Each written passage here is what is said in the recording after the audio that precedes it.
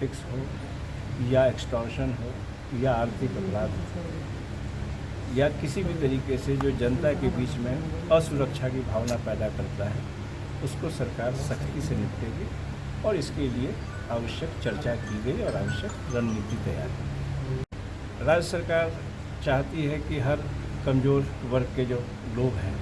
उनकी बात को सुनी जाए, उनको पुलिस से एक सपोर्ट एंड कॉन्फिडेंस मिले।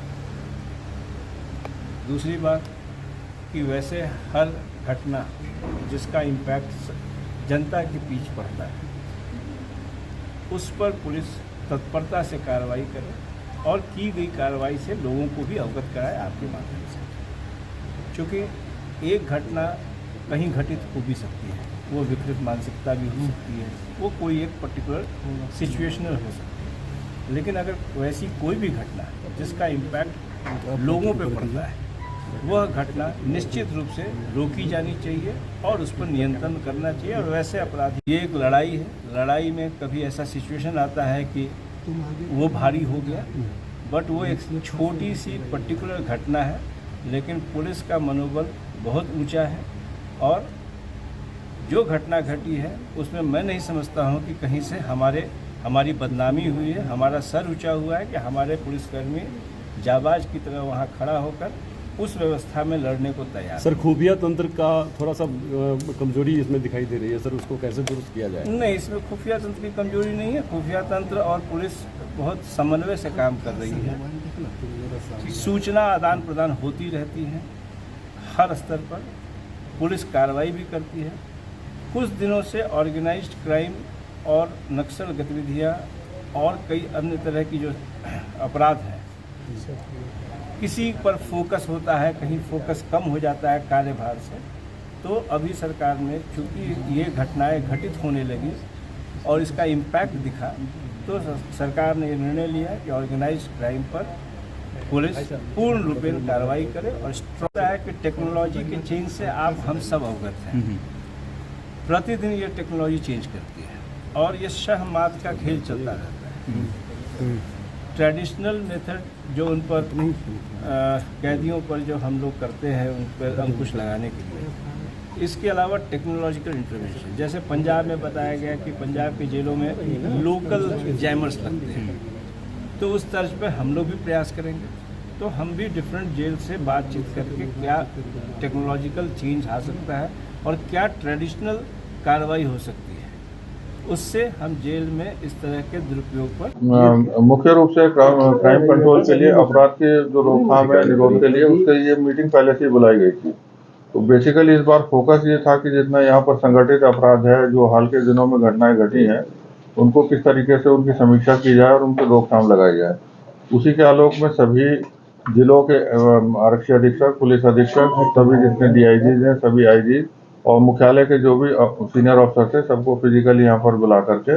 जो घटनाएं घटी हैं, जो पीछे उसके अंदर गैंग इन्वॉल्व हैं, जो अपराधी इन्वॉल्व हैं, उन सब के बारे में जानकारी ली गई और आगे का किस तरीके से इनकी रोकथाम की जाएगी, किस तरीके से ये अपराध जो है इनमें कमी है, उसके बारे में समीक्षा और आवश्यक उसके बाद डिसीजंस लिए गए। ये जो था घटना, उससे पहले से ही घटनाक्रम स्टार्ट हो चुका था। ये जितने संगठित अपराध हैं उनके विरुद्ध ATS ने अपना बिल्कुल सही तरीके से, सिस्टमेटिक तरीके से गैंग के हिसाब से कार्रवाई करनी शुरू कर दी थी। उसमें गिरफ्तारियां भी हुई थी, डिटेन भी हुए थे। उसी गिरफ्तारी में कुछ अपराधियों की निशानदेही पर बरामदगी के लिए वो टीम गठित की गई थी और वो टीम अपनी जगह ठीक जगह पहुंची थी। वहां पर जाने के बाद जैसा कि होता है किसी भी ऑपरेशन में, चाहे वो आर्मी का ऑपरेशन हो, चाहे हम लोग का पुलिस का ऑपरेशन हो, कुछ ना कुछ कंपोनेंट, हर जगह सफलता 100% नहीं मिलती है, कई बार 1%, 2% सफलता नहीं भी मिलती है, तो उससे सीख करके फिर आगे की कार्रवाई की जाती है।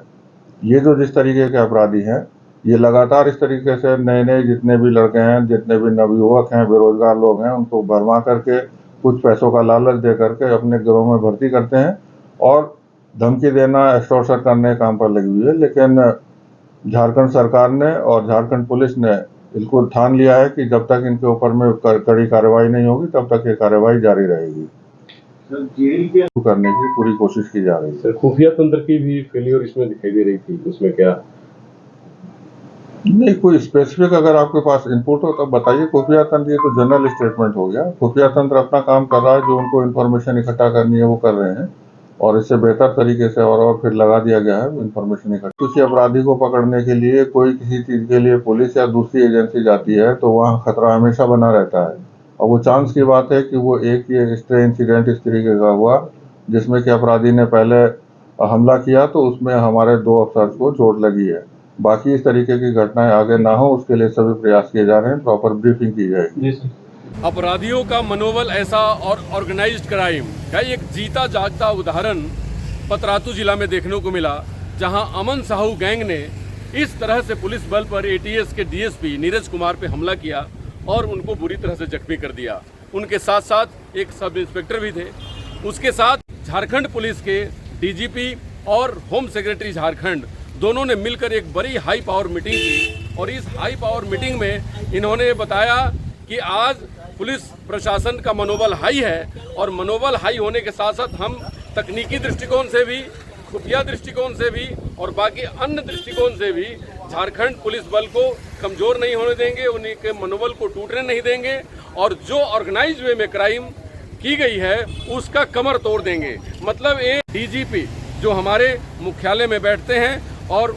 उनकी ये व्यवस्था है कि अब क्राइम को बर्दाश्त नहीं किया जाएगा, और क्राइम को रूट से रूट आउट करने की बात कही जा रही है। इसमें डीजीपी, होम सेक्रेटरी और बाकी शहर और पूरे झारखंड के पुलिस बल को साथ मिलाकर एक बेस्ट नेटवर्क तैयार किया जाएगा। उस नेटवर्क के साथ पब्लिक पुलिसिंग के साथ एक गुड अवेयरनेस और बाकी खुफिया तंत्र को मजबूत करके क्राइम को रूट आउट किया जाएगा, और इस ऑर्गेनाइज्ड वे के क्राइम को, इस ऑर्गेनाइज्ड वे में जो क्राइम की गई है इसको जड़ से समाप्त करने की बात कही गई है। नमस्कार, डॉक्टर अनु शर्मा के